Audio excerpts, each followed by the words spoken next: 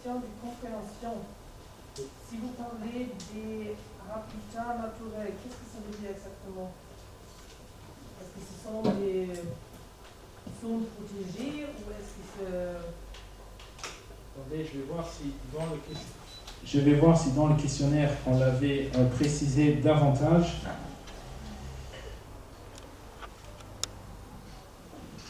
Non, aussi dans le questionnaire, en fait, on a laissé un peu ouvert ce que les gens ils comprennent par cela et on avait juste parlé d'habitat naturel. Donc, je dirais que, d'après mon expérience, c'est que tout le monde a un peu une idée de ce que ça signifie. Peut-être il y en a des uns qui ont une idée beaucoup plus détaillée de quoi ça peut avoir derrière, mais c'est plutôt le principe. Est-ce que les zones vertes au Luxembourg sont bien protégées? Est-ce qu'il y en a plus, il y en a moins? C'est plutôt un sentiment. Parce que bien évidemment, et on l'a vu, le constat n'est jamais correct. Donc c'est plutôt de trouver quel est le sentiment de la population par rapport à ce sujet.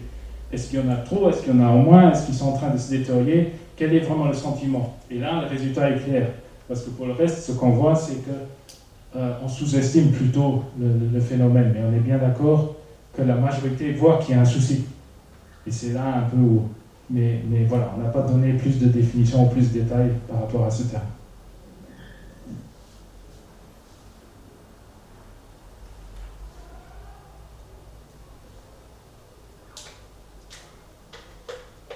N'hésitez pas.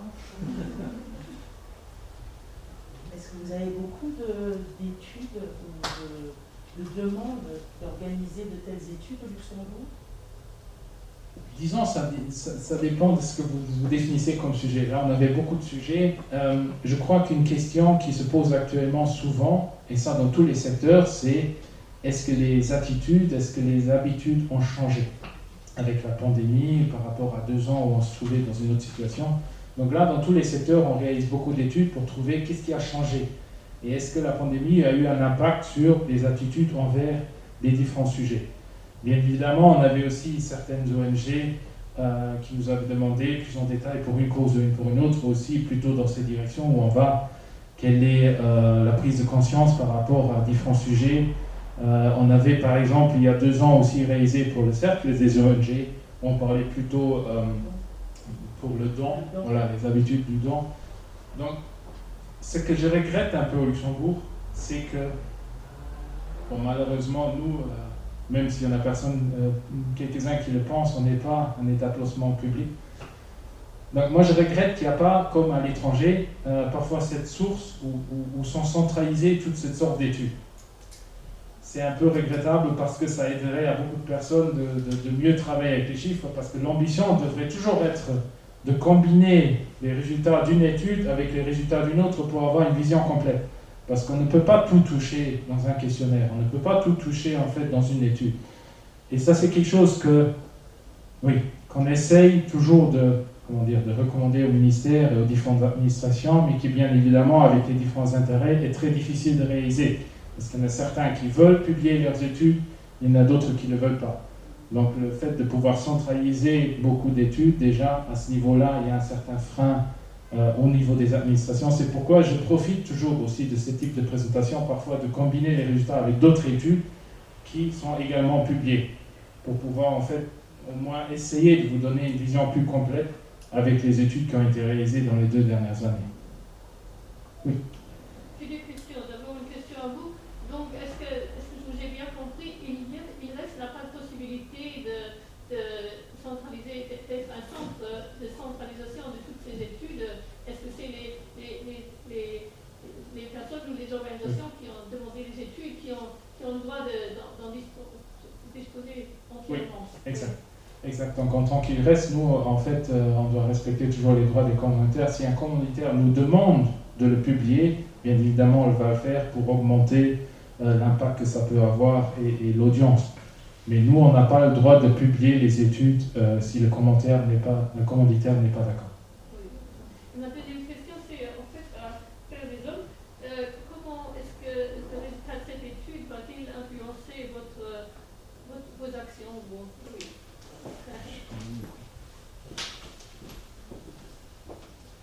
Merci. Je vais prendre un exemple pour illustrer ça. Par exemple, on voyait la question où 85% des gens estiment que le changement climatique est le résultat des activités humaines, j'ai été très surpris. Parce que ça fait des années qu'on fait de la sensibilisation, on avait l'impression que les gens réagissaient pas vraiment. Bon, ok, il y avait des gens dans la rue, mais pas suffisamment, que les politiciens réagissent pas, etc. Et donc, on avait tendance à se demander, mais pourquoi est-ce que les gens refusent de prendre conscience et d'agir? Mais en fait, ils ont conscience. Le truc, c'est qu'il manque de moyens d'agir. Donc, si vous voulez, en termes de stratégie, ce qu'on va faire par la suite en termes d'éducation de développement, c'est moins de dire il y a un changement climatique, c'est qu'est-ce que vous devez faire, quel est l'état d'urgence, comme vous l'avez signé plusieurs fois, parce que ça, au niveau du détail de l'état de l'urgence, les gens ne sont pas tout à fait conscients. Donc ça, c'est le premier point. Et surtout, qu'est-ce qu'on doit faire pour que ça change? J'ai l'impression qu'un peu, les gens constatent que tout se dégrade, hein, mais n'ont pas de voie, en fait, vers laquelle aller. Et je pense que c'est notre rôle en tant qu'ONG, c'est pas forcément notre responsabilité, mais notre rôle, d'indiquer des modes de vie qui sont plus durables. Parce qu'on en connaît des modes de vie plus durables au sud. Ouais. Bon, FDH a quand même ça dans son gène. C'est aussi de dire qu'au sud, ils ont des très bonnes pratiques et qu'on pourrait aussi les partager avec les personnes du sud et voir comment eux, ils fonctionnent. Je veux dire, excusez-moi, mais l'Occident, en termes de modèle de développement, on voit bien où ça nous mène. Je suis désolé, mais ça ne fonctionne pas. Donc, il faut revoir ça. Juste pour ajouter, le fait qu'il y a une grande prise de conscience au Luxembourg ne veut pas dire que tout le monde est d'accord de tout faire. Ne veut pas dire que tout le monde est d'accord de s'engager, de s'impliquer à partir de demain. On voit, même si c'est triste, parfois une certaine schizophrénie au Luxembourg qui... Je vous donne un exemple très simple qui m'a fait rigoler, mais en même temps m'a rendu assez triste. Les gens qui en même temps, en majoritaire, ont dit qu'il faut promouvoir les transports publics, il faut instaurer plus de voies pour le vélo, mais en même temps, dans une autre question, presque la même proportion a dit il ne faut pas supprimer des places de parking. Donc vous voyez un peu la réflexion des gens, et je crois que ça illustre parfaitement ce que je voulais dire. Ils ont la prise de conscience, ils sont bien d'accord qu'il faut faire quelque chose, mais attention aux différentes mesures. Parce que dès que ça impacte les gens et que ce n'est pas décidé ensemble avec les gens, en fait, ça se peut que toute cette atmosphère positive tourne également. Quelle est la solution? Une des solutions est impliquer les gens, dès le début. Ce n'est pas le top-down politique ou d'établir un cadre qui doit être respecté, parce que la plupart vont le refuser. Pourquoi? Mais parce qu'ils aiment bien être impliqués, ils aimeraient qu'on leur explique pourquoi, qu'ils sont dans ce processus de réflexion, pourquoi on fait quelque chose, pourquoi on doit faire quelque chose, c'est pourquoi aussi la communication est tellement importante. C'est pourquoi j'ai dit, ce n'est pas d'avoir des interventions ponctuelles, mais il faut essayer de rester en discussion, pour que cette réflexion reste dans la tête des gens, pour qu'ils soient impliqués, pour qu'ils savent qu'il faut faire quelque chose, mais également de les emmener sur le chemin et de leur expliquer qu'est-ce qu'on peut faire, quelles sont les alternatives. Peut-être ajouter à votre question pour faire des hommes, mais je pense que cette étude, en fait, elle va être d'autant plus intéressante aussi pour les autres organisations qui interviennent auprès du public, dans le sens où on émet toujours des hypothèses d'action en se disant, voilà, on veut sensibiliser sur tel sujet parce que les gens ne connaissent pas ou pour d'autres urgences. Et en fait, souvent, on ne se rend pas compte que les gens savent beaucoup plus qu'on ne le pensait et qu'on pourrait arriver un peu dans l'exemple que Gilles a donné, on pourrait se focaliser beaucoup plus sur des actions concrètes qui existent déjà, des alternatives, ou alors comment est-ce qu'eux s'impliquent déjà dans leur réalité. Et alors réaménager soit les projets ou les programmes. Et je pense que pour justement, l'avantage de l'étude, c'est que vous avez balayé tellement de sujets et qui vont pouvoir être utiles pour affirmer ou confirmer les hypothèses que d'autres ONG ou mouvements ont déjà mis en place, et après réajuster des actions en fait. Et ça, c'est, ou même évaluer si leur action est pertinente ou sera pertinente par rapport à ce qui est ressorti. Alors moi, je trouve ça très intéressant en fait de voir, il y a deux éléments qui m'ont interpellé dans l'étude. C'est que d'une part, dès le départ, on voit que les organisations... Oui, c'est pas mal que ça, je pense pas. Merci. En fait, ce qui m'a beaucoup interpellé, c'est dès le départ, on voit que 7 personnes sur 10 sont quelque part conscientisées. Alors moi, je me dis, voilà, génial, on voit le passage ou le travail déjà réalisé par de nombreuses associations, mouvements et tout ça. Et puis plus vous avancez, et plus on se rend compte qu'en fait, dans la réalité, dans les contenus, la complexité n'est pas maîtrisée. Ça veut dire que dépendant de quelle association vous êtes, vous allez analyser les réponses complètement différemment, bien sûr. Hein. Mais je trouvais ça quand même très intéressant parce que ça, c'est vraiment, de manière générale, il ressortait que plus on creuse des questions et plus les gens ont du mal à répondre ou à se positionner positivement ou négativement par rapport à la question.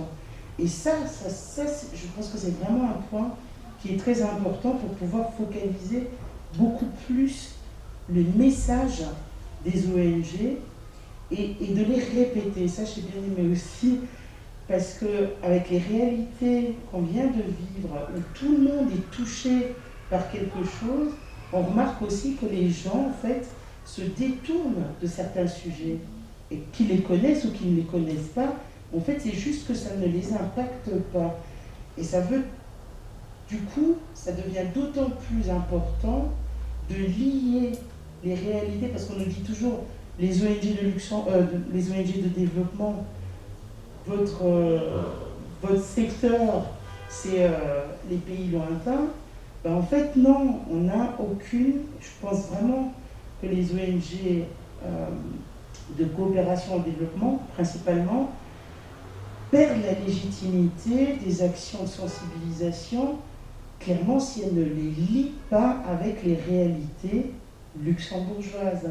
Et c'est pour ça que j'ai trouvé l'étude tellement intéressante pour avoir balayé tellement de sujets différents qu'on traite vraiment autant avec des partenaires sud, mais qu'on devrait traiter davantage au Luxembourg aussi. Parce que sinon, on n'arrive pas à faire passer un message, on n'arrive même pas en fait à dialoguer avec les gens, puisqu'on va pas ils ne se sentiront peut-être pas concernés directement par ces réalités. J'ai encore une question. Merci pour votre explication. Il me manque de l'action.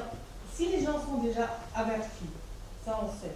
On sait tout le monde qu'il y en a beaucoup de gens qui se font des soucis sur les changements de climat, dégradation, blablabla. Est-ce que ces gens savent aussi, connaissent déjà les solutions? Pour ça, j'étais un peu étonnée quand Gilles a dit oui, il faut vivre comme les communautés au sud. Ouais. Je sais pas, j'ai dit qu'il y a des bonnes pratiques au sud. Oui, non, mais je pense que aussi une grande partie d'eux connaissent déjà les remèdes, mais que ce serait cette incohérence humaine qui mène assez souvent à des situations totalement perverses que je sais que le fumer c'est mal pour la santé, mais je le fais quand même. Oui, donc c'est un peu difficile de répondre parce que c'est sur base de spéculation, sur base de mon expérience, je dirais. Oui, non, mais je dirais qu'il y a un mélange de tout. Donc, bien évidemment, il y a des gens qui ont peut-être également dans des associations, etc., déjà travaillé sur des solutions, mais je crois que pour la majorité, ils n'ont pas la solution et dans leur réflexion, ils ne vont pas beaucoup plus loin parce que je suis sûr que pour les 70% qui confirment cette existence d'un lien, que ce soit mode de vie ou habitude alimentaire, si on pose une question par après qui va plutôt dans le détail, mais quelle est la relation, décrivez cette interdépendance, je crois que déjà là, pour la majorité, il manque un peu de matériel pour vraiment l'expliquer. Donc il y a plutôt cette prise de conscience qui est là, mais il manque ce détail. Donc même avant qu'on arrive aux solutions. Donc les solutions générales, oui, tout le monde est bien d'accord au niveau du comment on doit adapter notre mode de vie, que ce soit dans le contexte du changement climatique, que ce soit dans la surconsommation.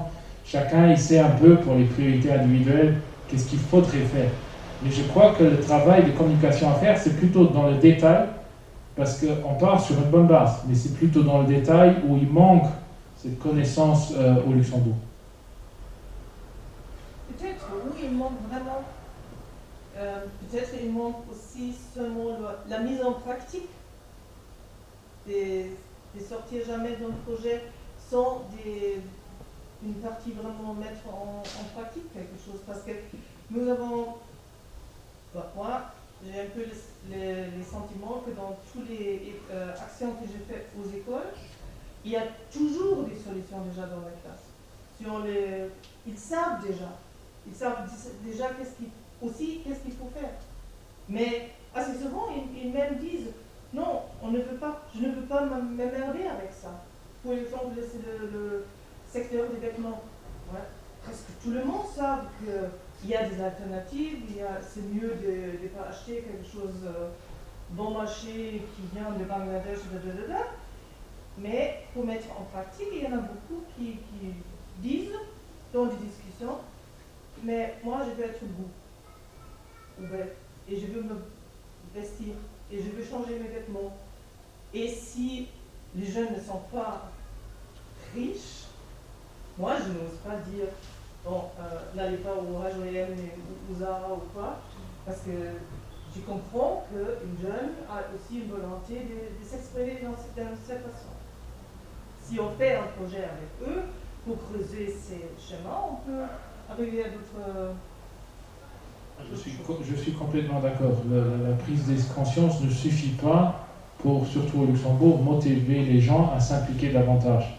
La version inofficielle, c'est le cadre à instaurer, le cadre politique à instaurer, et les gens vont suivre.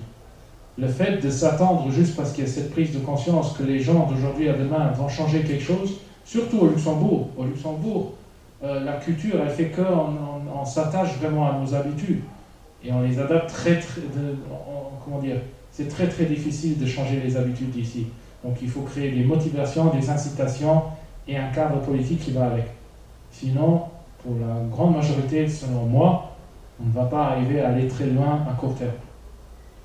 Mais ça, c'est mon interprétation. Je ne veux pas démotiver.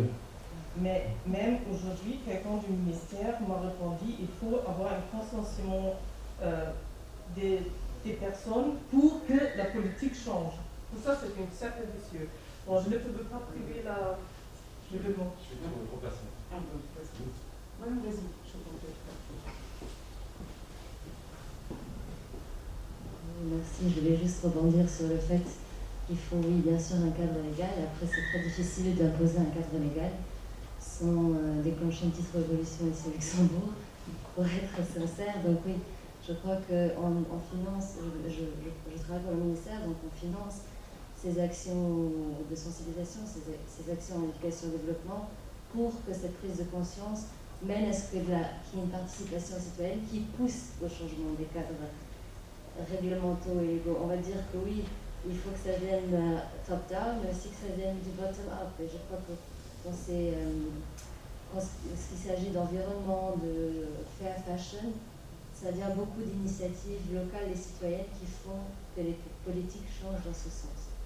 Après, je comprends qu'il y a des cadres réglementaires, il y a tout ce qui est devoir de vigilance, tout ce qui est droit des mains. On essaye, doucement aussi à travers l'Union européenne, pour qu'on ne soit pas les seuls à imposer des règles et que ce soit en fait uniformisé européen. Ça prend beaucoup de temps, c'est beaucoup de bureaucratie, il y a beaucoup de, on va dire, de leaders à mettre sur une plate-bande d'entente, mais voilà, c'est pour ça que l'étude est très intéressante et je crois que vous avez de nombreux chantiers ouverts maintenant pour travailler sur un nouveau projet.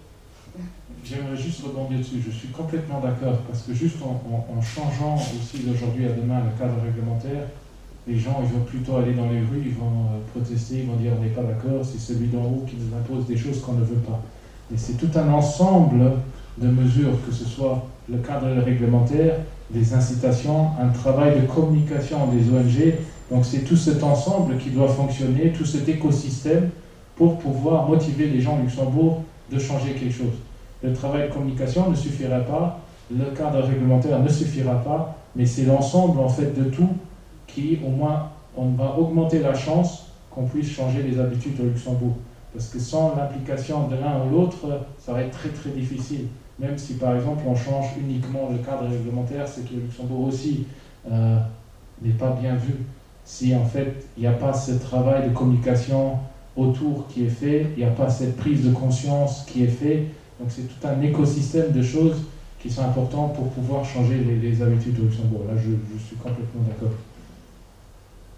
Est-ce que quand vous avez élaboré cette étude, est-ce qu'il y avait eu l'idée de poser aussi des questions pour montrer un peu cette disparité entre le savoir et la volonté de changer son quotidien?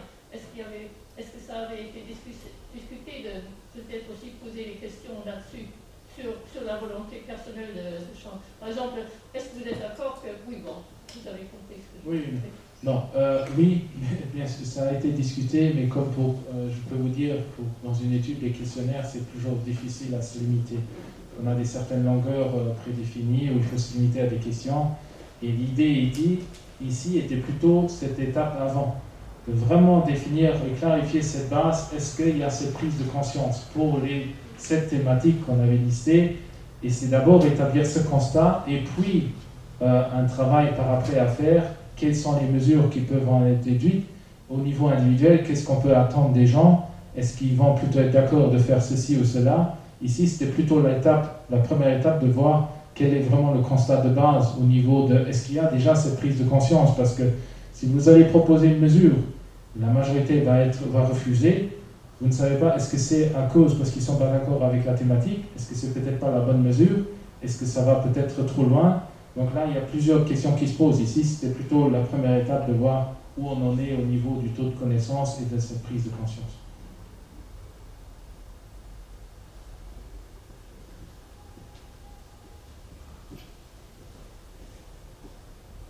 Je voudrais en profiter pour peut-être s'attarder un petit peu sur cette question récurrente où on voit qu'il y a une sous-estimation en fait de la gravité des problèmes.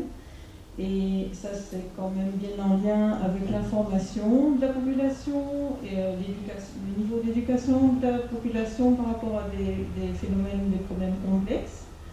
Donc, je pense qu'effectivement, le rôle des ONG est encore important pour creuser en fait toutes ces problématiques. Mais je me pose quand même sérieusement la question par rapport à l'information et à l'éducation de la population en général, des enfants et des jeunes en particulier.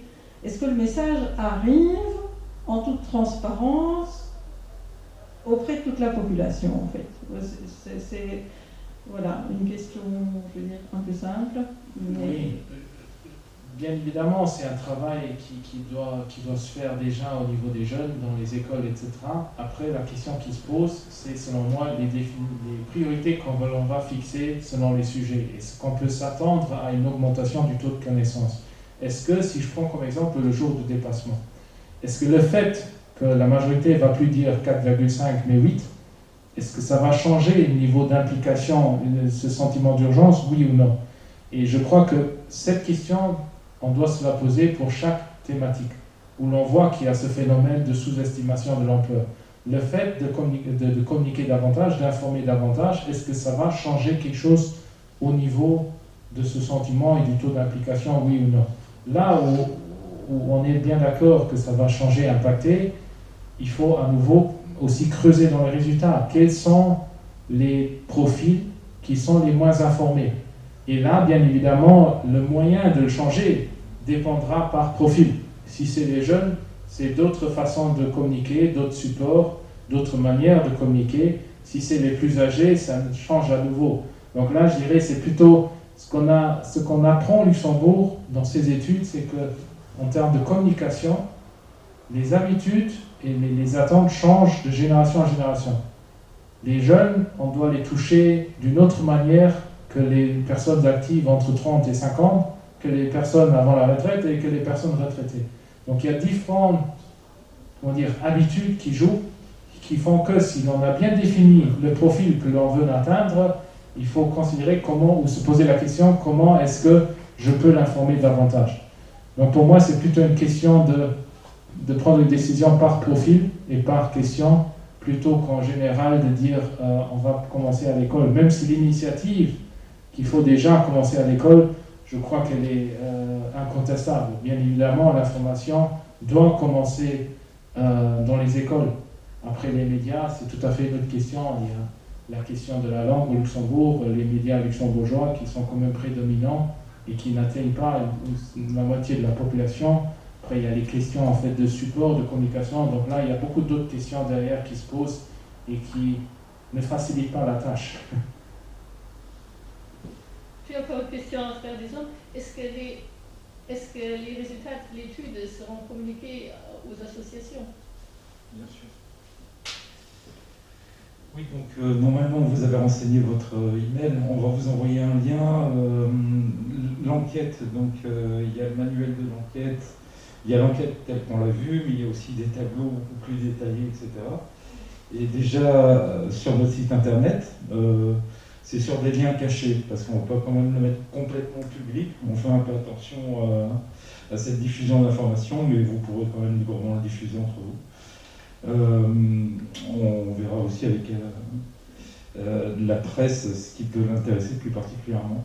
Donc vous allez recevoir le lien et ça sera librement. C'est juste qu'on attendait qu'il y ait cette présentation officielle pour pouvoir en fait la rendre publique, quoi. Voilà. Il y a une dernière question. Oui, c'était pas une question, désolé. J'aimerais quand même intervenir à ce que vous venez de dire. Pour répondre à la question de Nadège. Alors, de telles études elles sont majoritairement faites par d'autres acteurs. Ça, il ne faut pas l'oublier non plus. Il y a une source d'information extraordinaire. On est dans l'ère de la surinformation et même de la désinformation, pour être beaucoup plus clair, avec les réseaux sociaux, avec tout l'accès à l'information qu'on a actuellement. Et je pense que les ONG, là, c'est quand même c'est d'autant plus important parce qu'il n'y a pas que les associations qui interviennent auprès de la population. Alors, tout le secteur commercial, il est bien avant nous et il y sera encore bien après. Et d'ailleurs, c'est généralement ce secteur qui organise de telles études pour connaître le public et pouvoir adapter les produits sur le marché. Donc ça, il ne faut pas l'oublier non plus. Donc les gens, les mêmes personnes qu'on cible ou qu'on n'aura pas ciblées, seront déjà en contact et recevront une manne d'autres informations et car parfois il faut déconstruire en fait ou alors amener d'autres propositions, compléments et perspectives pour qu'elles puissent justement se faire une idée elles-mêmes de certaines réalités. Et ça, je pense qu'aujourd'hui, c'est vraiment un réel défi parce qu'on n'est pas les seuls en tant qu'ONG à passer auprès du public et parce qu'il y a un besoin aussi de contre-informer, si je peux utiliser ça, je ne sais pas si ça existe, par rapport à tout la manne d'informations qui arrive envers ces personnes. Merci Nicole. Avant que tu nous dises un tout petit mot pour la fin, on va arrêter là les questions parce que sinon on va déborder. Je vous remercie de remplir vos évaluations avant de partir. Un grand merci à Nadège qui a organisé cet événement. Merci à Joël qui a largement participé à l'enquête et nous a facilité les relations avec l'IGRES. Et merci à l'IGRES et à M. Craig particulièrement. Voilà, on a encore beaucoup de pain sur la planche. Au sud, on a l'habitude en fait d'investir les futurs bénéficiaires ou les communautés dans l'élaboration du projet pour changer leurs problématiques en fait. Et il va falloir qu'on pense peut-être à faire pareil au Luxembourg. Mais alors comment faire venir les gens, les faire participer, les faire discuter? Là, je crois qu'on va avoir besoin d'un peu d'aide. Voilà. Nicole, dernier mot pour la fin. Merci pour m'avoir invité. C'est toujours difficile de faire une conclusion. Je pense que ce qu'il faut quand même retenir, c'est qu'une telle étude est vraiment d'importance, que ce soit pour les associations, différents mouvements qui veulent intervenir auprès d'un public, rien que pour apprendre à connaître le public déjà, et puis effectivement pour pouvoir suivre ou voire même évaluer son projet, son programme, ses actions. Et bien sûr, on n'a pas tous la possibilité, dans le secteur ONG, les ONG actifs dans la sensibilisation, ce qu'on appelle l'éducation au développement et à la citoyenneté mondiale et solidaire, très peu ont cette professionnalisation. On parle d'un quart des ONG concernées qui vraiment sont professionnellement sur le terrain et peuvent peut-être aussi se permettre de telles études. Mais on pense que ça serait vraiment important de pouvoir justement se baser de plus en plus sur des statistiques qui existent déjà. Il y a la statistique pour la lutte, déjà, on y trouve quand même pas mal d'informations. Il y a des études européennes, que ce soit la Statec, Eurobaromètre, qui donnent aussi des informations sur lesquelles on peut déjà se baser pour au moins développer des hypothèses ou alors les confirmer. Et pourquoi pas, là je parle vraiment plutôt que cercle, fédération, pourquoi pas se mettre ensemble pour développer une telle étude qui encore pourra bénéficier à plus d'une organisation, mais à d'autres aussi, et la relayer, comme tu disais. Alors nous, bien sûr, on sera ravis de la relayer, si vous nous donnez l'accord, pour que le plus grand nombre d'organisations puissent y accéder et l'utiliser, bien sûr. Alors, à côté de ça, on pense que c'est pas juste une étude, ça veut dire qu'il y a une manne d'informations, mais il y a aussi des synergies, en fait, comme vous l'avez organisé aujourd'hui. Ça va peut-être amener d'autres associations à se réunir pour discuter de certaines questions, pourquoi pas même développer des actions ou alors échanger entre les actions qu'elles font déjà et qui pourraient en fait améliorer leur impact, ce qui serait absolument extraordinaire et ce qu'on ne peut que appuyer, bien sûr. Et pourquoi pas même réfléchir ensemble d'ailleurs sur comment organiser une telle étude. D'ailleurs, on va avoir un échange. Absolument, on va avoir un échange justement avec M. Klein, un débat-échange où on invite chacun d'entre vous, qui sera bientôt publié bien sûr le 6 octobre, pour justement réfléchir ensemble sur la nécessité, mais aussi le contenu, comment créer une telle étude, comme l'a fait Frères des Hommes aujourd'hui. Et là aussi, peut-être rentrer plus en détail, quels sont les avantages, comment dire, d'une étude syndiquée qu'on a l'habitude de faire, on en a fait dans beaucoup de secteurs où bien évidemment l'avantage est plutôt aussi en termes de ressources financières voilà, on pourrait mieux expliquer alors le fonctionnement d'une telle étude, quel est l'impact, comment ça fonctionne, comment ça se met en place, on pourrait en parler lors de l'échange au sein du cercle.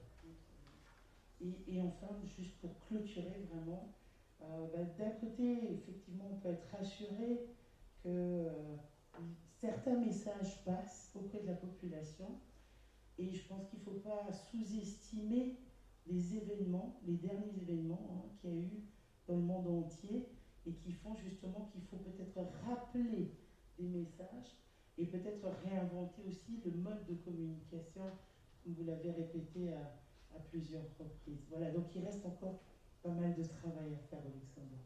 Merci. Merci beaucoup. Voilà la fin.